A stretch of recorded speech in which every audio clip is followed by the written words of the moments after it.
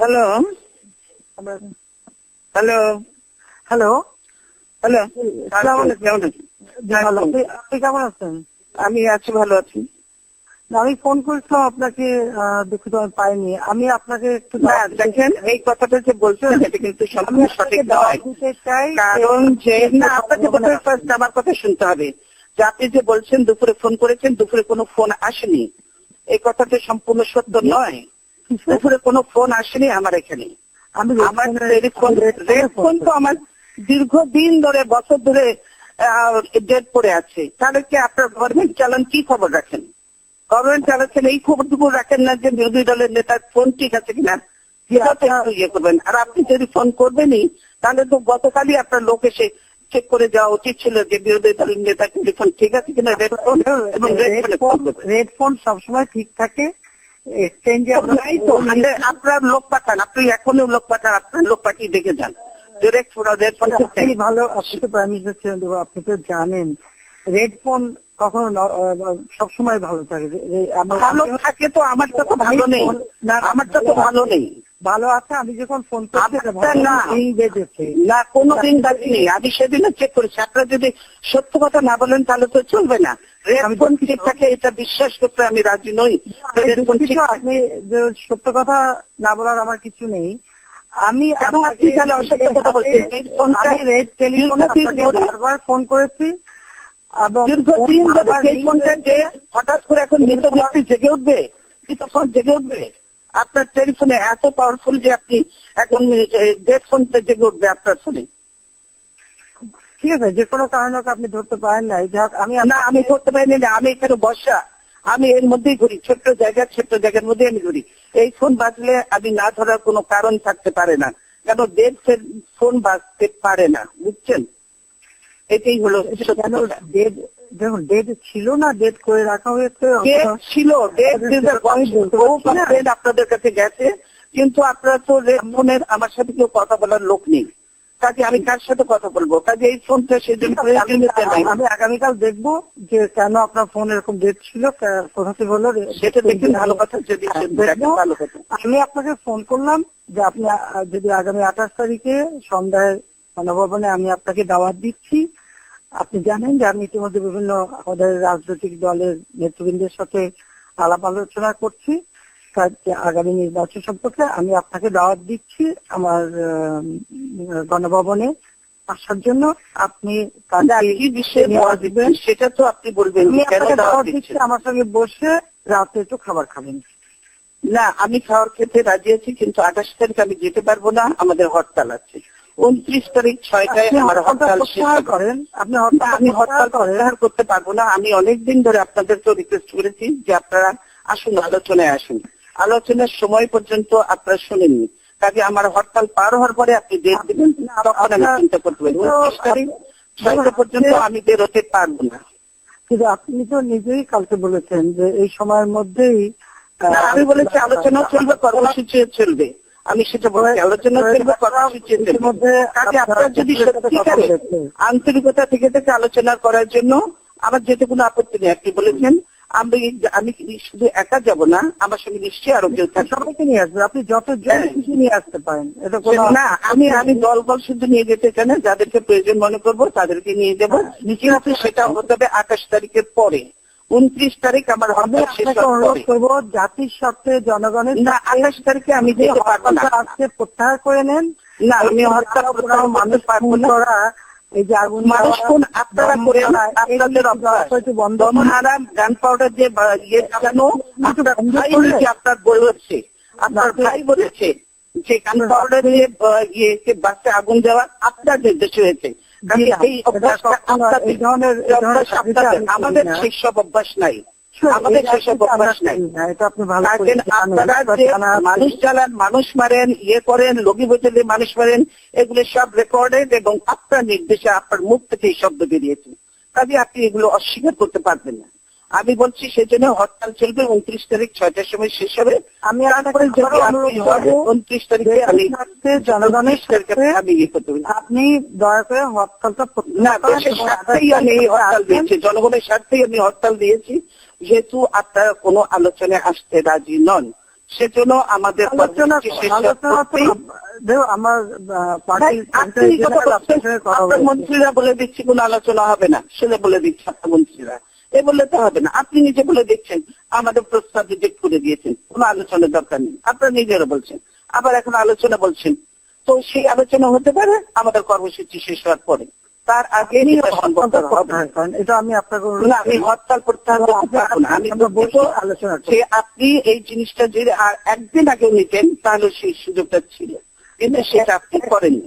এটা একদিন আগের বিষয় না, আপনি জানেন আমি বিভিন্ন দলের সাথে বসছি। আমি জানি যে আপনি খুব ব্যস্ত মানুষ, আপনি অন্যারা কাজে ব্যস্ত, তো আমরাও নিশ্চয়ই আমাদের হয়তো অত বেশি ব্যস্ততা না থাকলেও আমাদের যথেষ্ট ব্যস্ততা আছে, কিন্তু ইচ্ছে করলে উপায় বের করা যায়, কিন্তু আপনি সেটা করেননি। এবং আপনারা তো নিউল্যান্ডে পরিচয় দেয়, কালকে যে আমাদের যে ইয়ে পারমিশন দিলেন, এত দেরিতে ফেলে দিলেন, কতদিন আগে পারমিশন চেয়েছি, মাইক পর্যন্ত লাগাতে দেন, মানুষটা সে জনসভায় কথা শোনার জন্য, আপনারা মাইক পর্যন্ত লাগাতে দেন, আমাদের মাইক পর্যন্ত লাগাতে দেন, তো মানুষ এসে সে দাঁড়িয়ে দাঁড়িয়ে কথা শুনতে পারে না। এটা কোন দেশে গণতন্ত্রের নমুনা দিচ্ছেন আপনি? দেখুন আমি যে কোন ধরনের নমুনা আপনার গণতন্ত্রের? আমি যে আলোচনা করবো সবার সঙ্গে, এটা কিন্তু আমি বহুদিন আগে থেকেই না আমি আমাকে বলেন যে আমরা যে জনসভাটা করলাম, আপনি মাইকের পারমিশনটা কেন হলো না? মাইক কেন দেয়া হলো না? আমার মাইক তো দেওয়া হয়েছে, বাইরে সব খুলে দিয়েছে মাইক কয়েকটা, আমরা কেন যতদূর ইচ্ছা আমরা মাইক লাগাতে পারি, লোক অনেক বেশি শুনবে, লোক আসার জন্য রাস্তাঘাটে সবকিছু ট্রান্সপোর্ট বন্ধ করে দিন, 144 জারি করে দিন। দেশে কি ইমার্জেন্সি হয়ে গেছে? দেশে ইয়ে হয়ে গেছে? দেশে আমার জরুরি অবস্থা হয়ে গেছে, যুদ্ধ অবস্থা হয়ে গেছে যে দেশে এরকম শুরু করে দিলেন আপনারা? এটা কি আচ্ছা কি আপনার হতে পারে না? আমি এ ব্যাপারে আপনার সঙ্গে এখন কথা বলতে চাচ্ছি না, কারণ বলতে না ছিল তো আর দরকারই নেই, অভিযোগগুলি একেবারেই সত্য না। আপনি সব যখন খবর আপনি মিটিং করতে পারেন না, আমার মিটিং করতে পারি কি? আপনারা মিটিং করতে দেবেন, মাইক দেবেন না ঠিক মতো লাগে না, মিটিং করতে দেবেন, লাস্ট পর্যন্ত যে পারমিশন দেবেন যখন আমার ব্যাসটাও বানাইতে পারবে না, তো আপনি আগে মিটিং করেননি, আপনি মিটিং করেননি, তবে আপনি জানেন যে এগুলো সময় লাগে। কথা মনে আছে 21শে আগস্ট গ্রেনেড হামলার কথা মনে আছে? আপনারা করিয়েছেন গ্রেনেড হামলা, আমরা করি না, আমরা ওই সময় করি না, গ্রেনেড হামলা পেছনে আপনারা। তার দিন রাত 11টায় পারমিশন আপনারা দিয়েছিলেন, সেটা আমাদের মনে আছে। আমি আপনারা চেঞ্জ করেছেন সেটা আমাদের বলেন। আপনাদের ভেনু ছিল মুখের সভা ছিল, সেখান থেকে যে আপনারা ভেনু চেঞ্জ করে নিয়ে গেছেন আপনার অফিসে, সেটা পর্যন্ত আপনারা জানেননি। এই কথা তুলে এসব পুরোনো কথা তুলে কোনো লাভ নেই। মুক্তাঙ্গনে তখন আমরা পারমিশন দিয়েছি, এগুলো রেকর্ড থেকে বের করেন, গভর্নমেন্টের রেকর্ড আছে, আমাদের কাছেও আছে, আমরা পারমিশন দিয়েছি এবং 11টা সিট ছিল, আপনার লোকের হয়েছে, কিন্তু আপনারা সেটা না করে পার্টি অফিসের সামনে করেছেন সেটা। এখন আপনাকে আমি বলছি যে আপনি যদি সত্যিকার আলোচনা করতে আন্তরিক হন তাহলে আমাদের ঝগড়া করতে চাই না, আপনি তো ঝগড়া করতে চাই না, আপনি একতরফাই তো বলে যাচ্ছে, আমাকে তো কথা বলারই সুযোগ দিচ্ছেন না। আমি একতরফা বলবো কেন? আপনি কথা বলছেন তার কাউন্টারে আমি জবাব দিচ্ছি শুধু।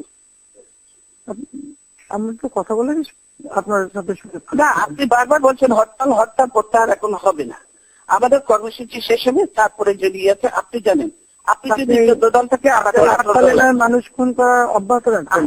আমি মানুষ খুন করতে চাই না, আপনারা মানুষ খুন করছেন, কালকে 9 জন মানুষ আবার হত্যা করেছেন, আপনারা খুন করছেন। আপনার ছাত্রলীগ যুবলীগ করে না? আপনার ছাত্রলীগ যুবলীগকে আমরা অস্ত্র সহ আমরা ছবি দেখাতে পারবো, আপনার ছাত্রলীগ যুবলীগ কিভাবে মানুষ খুন করে, নিরীহ মানুষকে।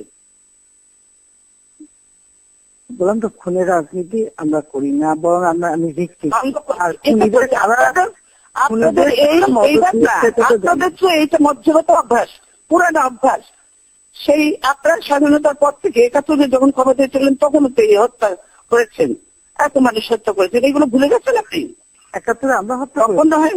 হ্যাঁ অবশ্যই, 71 পরে সরকার গঠন করে অপরাধীদের রক্ষার জন্য যুদ্ধ অপরাধীদের রক্ষা আমরা করছি না। আপনার যুদ্ধ অপরাধীদের বিচার যদি ঠিক মতো করতেন আমরা পূর্ণ সমর্থন দিতাম, কিন্তু আপনারা সেই ট্রাইব্যুনাল করেনি, ঠিক মতো না করে একতরফা করেছেন, এবং আপনার দলে যে অনেক যুদ্ধ অপরাধী আছে সেগুলো একটাও ধরেননি, সেগুলোকে কেন একটাও ধরেননি, বিশেষ বিচার করেছেন। আপনি নিরপেক্ষ প্রধানমন্ত্রী, আপনি তো প্রধানমন্ত্রী নন, আপনি দলের প্রধানমন্ত্রী হয়েছেন, আপনি তো দেশের প্রধানমন্ত্রী হতে পারেননি, আপনি তো দেশের প্রধানমন্ত্রী হয়ে উঠতে পারেননি, নিরপেক্ষতা উঠে আপনি যেতে পারেননি। তবে নাহলে আমার সঙ্গে এই আচরণ তো আপনারা করতেন না, যা করেছেন আপনারা।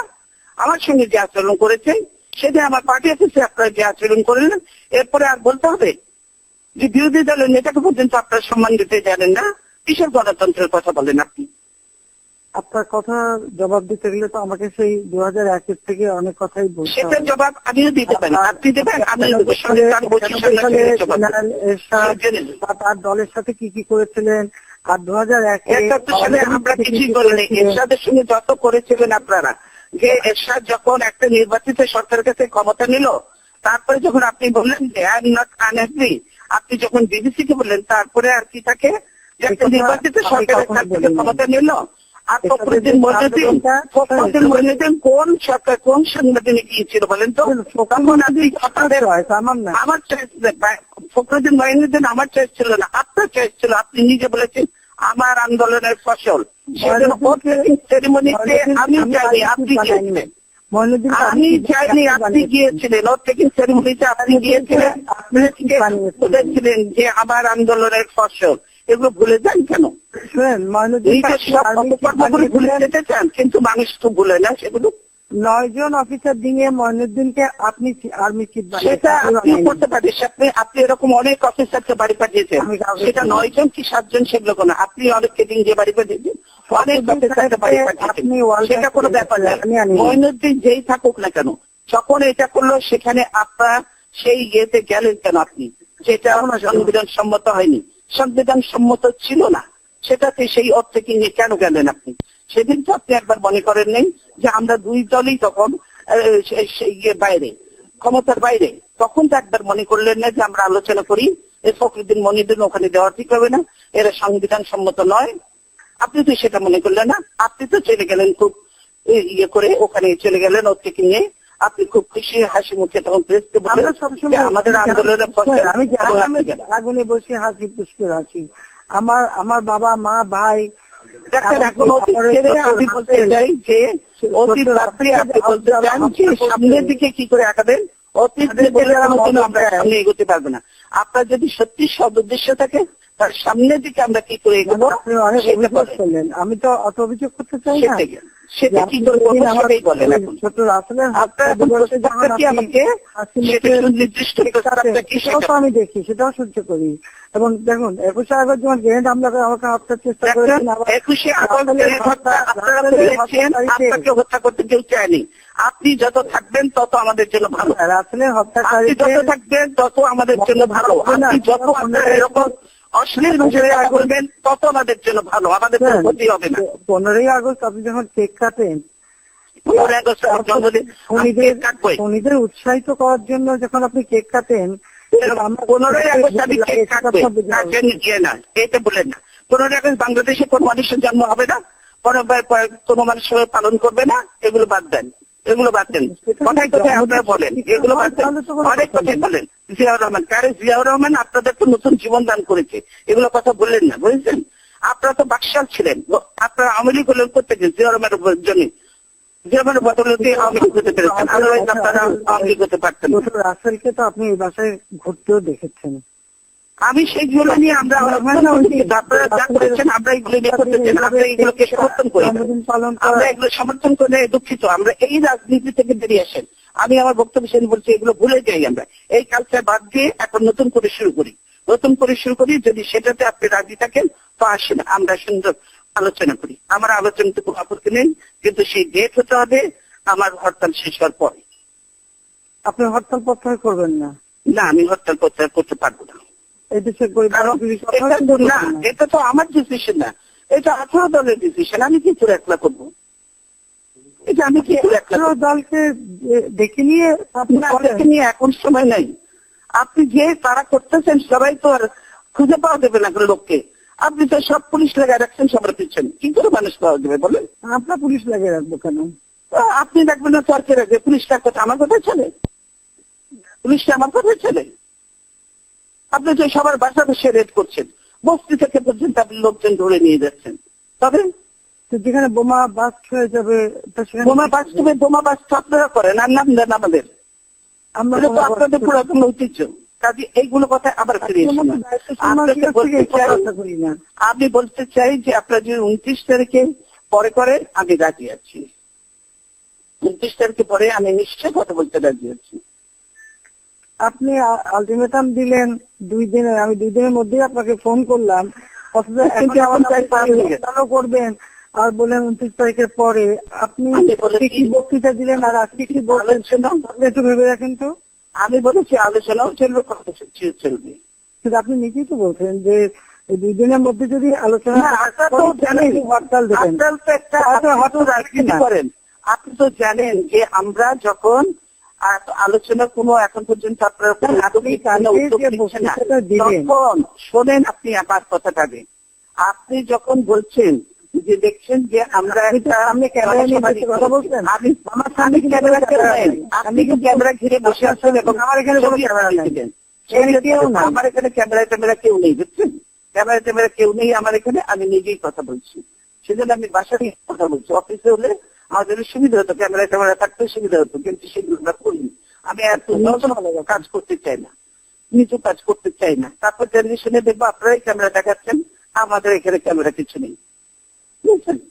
তাহলে কেন আপনার এই যে গুলশানে তাকে আপনি চেক করেন, যে বলেছে টেলিভিশন স্ক্রল দিয়েছে যে ওনার টেলিফোন ঠিক আছে, আমি এটা দেখতে চাই যে আমি আমি খবর নিলাম ফোন ঠিক আছে, ফোন ঠিক না, সব দেখা গেছে। 10-12 বার ফোন করেছি। সরকারে বলতেছেন যে আমরা কানে শুনছি না কেউ, আমরা কানে শুনি না কেউ, ফোন মাঝে আমরা শুনি না, আপনি শোনেন। আমি কেন শুনবো কি করে, জেনে আমরা তো আমার অ্যাকাউন্ট এমনি নষ্ট। হ্যাঁ, তো সেটা তো আপনি শুনছেন, তারপরে বলছেন আপনি ফোন বাজছে। আমরা বলছি ফোন বাজছে না, ফোন শোনার বিষয় না। ফোন আমি নিজে করেছি। বাজছে তো আপনি নিজে করলে কি হবে? আপনি একটা যে ডেড ফোনকে আপনি বলছেন যে ফোন করেছেন, আমি তো বুঝবো না যে আপনি রিং হচ্ছিল না, আমি ফোন রিং হচ্ছিল যে না, রিং হবে কি করে? যে ফোন ডেড সেই ফোনে রিং হবে কি করে? এইটাই তো মানসিকতার পরিচয় যে আপনি কি সেই সত্যি কথা বলছেন কিনা। আমি সত্যি কথা বলছি। আমি কাল পর্যন্ত চেক করেছি যে আপনি করতে পারেন, এগুলো রিউমার সাথে ছাড়াচ্ছে, সেজন্য আমি ফোন চেক করেছি, আমরা রিপোর্ট করেছি। আপনাদের লোকজন কেউ আসেন, তারা তো আমরা তো মানুষ বলেই মনে করে না কেউ, কাজে আসেও না, এটা টেলিফোন ঠিক করে বড় মনে করে না, কিছুই করে না। যদি এটা ছিল কেন রেড টেলিফোন কেন? আমাদের তো আজকের মোবাইলে না না, আপনি রেড টেলিফোনের দোষ দিয়ে কামড়াটাই মিথ্যে বলার তো বলবো কিসের জন্য? সবাই দেখে গেছে এই টেলিফোন মিথ্যা কথা বলবো কেন? যে টেলিফোন ডেট, তো ডেটকে ডেট বলবোই তো। বসে হরতালটা উদ্যোগ করে দিলেন, মিটিং থেকে বেরিয়ে এসে আপনি কথা বলতে পারেন। আমার লোকের বসা থাকতে হলাম তো, তাহলে আমার সিদ্ধান্ত নিতে আপনি সিদ্ধান্ত নেন। আপনি তো আমি এককভাবে সিদ্ধান্ত বলেন যে আমি আপনাকে অনুরোধ করছি, সেই অনুরোধের পরিপ্রেক্ষিতে সেটা তো হবে না। সেই কথা জনগণের সামনে। তাহলে আপনি বলবেন যে আপনি নির্দলীয় সরকার মেনে নেবেন, তাহলে আমি হরতাল উদ্যোগ করবো। আপনি তাহলে আমি নিশ্চয়ই হরতাল উদ্যোগ করে নেবো। আলোচনা আরো অনেক থাকে, আলোচনা অনেক নিয়ে থাকে। আপনি বলেন যে হ্যাঁ আমি নির্দলীয় সরকার মেনে নেবো, আপনি হরতাল উদ্যোগ করেন। আমি আপনাকে আমার 90% ঠিক থাকা সত্ত্বেও আমি আপনাকে আহ্বান করলাম, আপনি নিজের সরকার হয় না করে আপনি সর্বদলীয় সরকার হয় না, আমরা সর্বদলীয় সরকারের কোন সময় এগুলো অংশগ্রহণ করিনি। আপনি এর আগেও বলেছেন সেগুলো হতে পারে না। আপনি যদি বলেন, যদি এখন বলেন যে আপনি যদি বলেন যে এখন আপনি নিরপেক্ষ সরকারের জন্য রাজি আছেন, আপনার নিজেগুলো করে নেব। আপনি বলেন যারা -2 করতে চেয়েছিল তাদেরকে আবার সুযোগ দিতে চান কেন? আমি দিতে চাই না, সেটা আপনি যে ভাষায় কথা বলেন না, আপনি তো খুব মধুর ভাষায় কথা বলছেন, আমার কানে আপনি পাবলিক মিটিং এ যে ভাষায় কথা বলেন সেটা তো আমরা শুনি, কথা বলছেন, সেজন্য আমরা শুনি না আপনার বক্তব্য। কথা হচ্ছে, আমরা যেটা চাচ্ছি যে পার্লামেন্টে আমরা আছি, পার্লামেন্টে আমরা যেহেতু আছি, কখনো আপনি অপোজিশনে, কখনো আমি অপোজিশনে, কখনো আমি সরকারে, কখনো আপনি সরকারে, আমরা যা করবো পার্লামেন্টের ভিতরে আমরাই। মিটিং এর আপনি নষ্ট করলেন, আপনার মিটিং এ যাওয়ার কথা আপনি দেরি করছেন তো, আপনার মিটিং এর ক্ষতি আমি করতে চাচ্ছি না, সেই জন্য সব কথা হয় না, সব কথা হয় না। সেই জন্য আমি বলবো, সেজন্য আমি বলবো যে আপনি বলে দেন আমাকে, আমি তারা আমার নেতাদের সবকে ডাকবো, তখন তারা সবাই উদ্যোগ করে দেন। না, আপনি বলেন আমাকে, নিরপেক্ষ সরকারের অধীনে নির্বাচন হবে, এটা নিয়ে আলোচনা হবে, তাহলে তাহলে আমি হরতাল উদ্যোগ করে নেবো। আমি হবে আপনাদের যখন কথা বলেন তখন কোন ব্যক্তি নিরপেক্ষ হবে, এই নির্দলীয় গুলোকে কিভাবে করবে, আপনার ফর্মুলা কাটবে না আমার ফর্মুলা, এগুলো নিয়ে তো অনেক আলোচনা, আরো অনেক অনেক আলোচনা বাকি। আপনি নিরপেক্ষ সরকারের অধীনে নির্বাচনের আগে আছেন, আপনি নিজের দলের লোকের উপর, আমার লোকের উপর আমার ভরসা আছে, আমার লোকের উপর ভরসা করবো। সেজন্য আপনাকে এই কথাটুকু বলতে হবে, আমি হরতাল বিদ্রোহ করে আলোচনা করতে, আমি আপনাকে সেটা অনুরোধ করবো। না, আপনি যদি বলেন যে নিরপেক্ষ সরকারের অধীনে নির্বাচন করতে আপনি রাজি আছেন, তাহলে আমরা কালকেই আমি হরতাল সব উদ্র করে দেবো, রাতের মধ্যে ঘোষণা দিয়ে দেবো হরতাল উদ্র হবে, আমরা কালকেই আপনার সঙ্গে আলোচনায় বসবো, কোনো অসুবিধা নেই। আপনি শুধু আপনি সর্বদলীয়টা মেনে নেন, সব দলের সর্বদলীয় মানা যায় না, সর্বদলীয় মানা যায় না, লোক থাকো আমার তারা ইলেকশন সর্বদলীয় মানা যায় না, ওরকম পরে আবার সেই তারা আবার সেই কাকে আনবেন, আবার কতদিন 9 দিন আমি কাউকে আনবো না, সে কবে আছেন আপনি, 9 দিন হয়ে যাবে। আপনি তো আমাকে দেখতে ভালো লাগে না, এছাড়া সবচেয়ে ভালো পছন্দ হয় আপনার, বরং তো আপনি আর 9 দিন নতুন করে সৃষ্টি করেন না, আসেন আমরা যেটা করি আমরা নিজে নিজে করি। আমি কি করতে চাচ্ছি না, আমি কোনো চাই না, আমি চাই না, সেই জন্য আপনাকে বলে দেন, নাহলে আমি 30 তারিখে পরে ডেট দেন, আমি করবো 29 তারিখে পরে ডেট আসেন। হরতাল ফরতাল হবে না, 29 তারিখের পরে আপনি ডেট দেন, আমি আলোচনায় যাবো। 28 তারিখে আমি আপনাকে দাওয়াত দিচ্ছি, আপনি আসুন। না, আমি 28 তারিখে যেতে পারবো না, হরতালের মধ্যে আমি কোথাও যাই না। হ্যাঁ, কার দেখা আনবেন বলেন, আপনি 28 তারিখ আসুন। 28 তারিখ আমি যাবো না, আপনাকে কে ওখান থেকে প্রম করছে সেটা আমি 28 তারিখে হরতাল উদ্যোগ হবে না, আপনি যদি 30 তারিখে করতে চান আমি হরতাল উদ্যোগ করবো।